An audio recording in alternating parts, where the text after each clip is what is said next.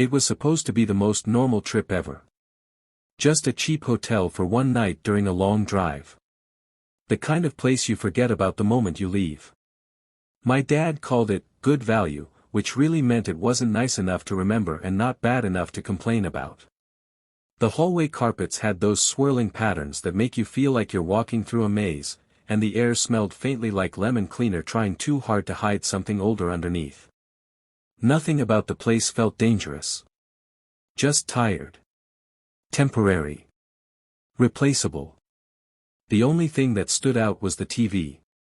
It was mounted high on the wall, angled downward like it was watching the room instead of entertaining it. When I turned it on, a blue menu flashed and then vanished like the screen changed its mind. I tried again and saw the same thing, an empty menu with a single option labeled media. No logo. No brand. No explanation. Just one lonely option sitting there like it didn't belong. When I checked the side of the TV, I found the small plastic flap hiding the ports. HDMI. USB. And a microSD card slot. Already filled. There was a tiny black memory card sitting inside the TV like it had always been there. No label. No tape. No scratches. It looked new. Recently placed. And suddenly the hotel room didn't feel like a room anymore. It felt like a place that had been waiting. My dad told me not to mess with it. He said it was probably for hotel updates or ads or maintenance.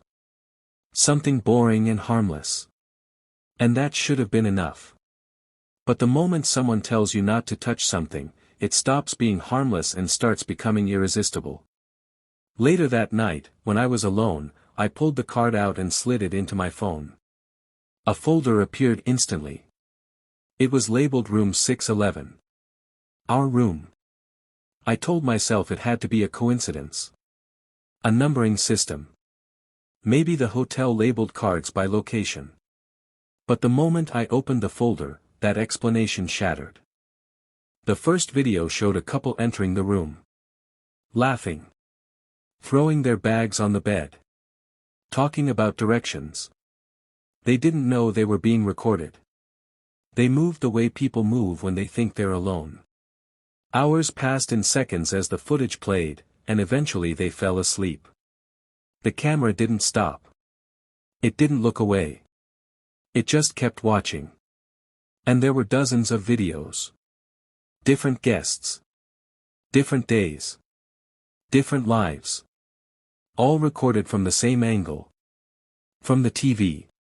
The worst part wasn't the spying. It was how organized it all was.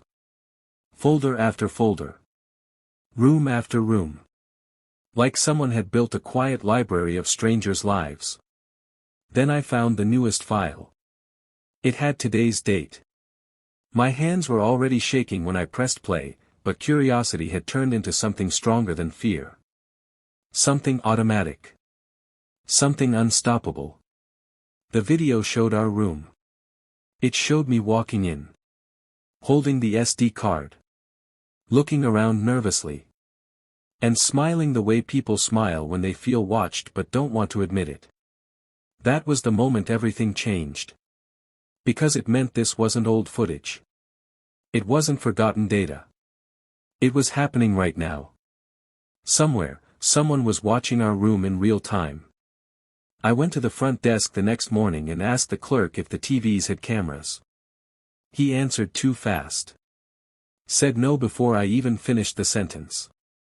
Then he asked me to leave the card so they could dispose of it properly. Dispose. Not return. Not investigate. Dispose. Back in the elevator, the floor display glitched. Just for a second. Instead of showing the 6th floor, it showed 611. When we got back to the room, I searched for Wi-Fi networks. There was one called MCAST_611 with full signal strength. Like the router was inside the room. Like the room itself was broadcasting. On the SD card, I found a text file. One line. Stop digging. The TV turned on by itself. The cursor moved without the remote. A new video appeared, live footage of the room from another angle. Then the hallway outside our door. Someone standing there. Facing the peephole. When I checked, the hallway was empty. The TV switched views again, now showing our room from above. A small overlay appeared on the screen. Rec, on. I unplugged the TV from the wall. My phone buzzed. A new video appeared, unplugged_001.mp4. It showed me unplugging the TV. Recorded from the same camera that was supposed to be off. That was the moment my dad believed me. We tried to leave. Packed in seconds. Opened the door. Walked down the hallway. But the hallway didn't end. Every corner looked the same. Every picture frame repeated. Every step felt like walking through a copy of the same space.